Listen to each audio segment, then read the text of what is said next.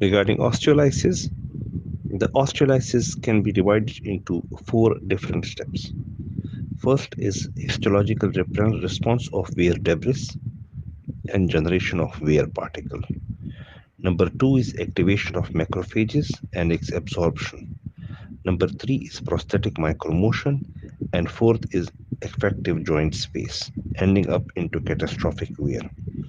First is generation of wear, smaller size, 0.1 to 10 micrometer, especially 0.1 to 0.05 micrometer, are active and ingested by phagocytes, and they activate metal. Are small particles, they are less active. Metal on metal implant. Activate macrophages, absorbed by macrophages, create cytokines, interleukin 1, interleukin 6, PDGF, TNF alpha, transphosphate growth factor beta superfamily. These all things, number one, activate osteoblasts. Number two, they create metalloproteinases.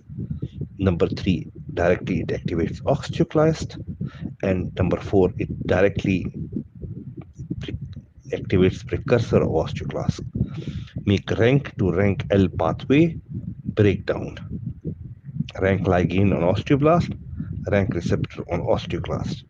Then it causes osteolysis, prosthetic micromotion happens, increase wear particles and joint fluid, increase hydrostatic pressure, and disseminate around the effective joint space, and further down the line does more osteolysis.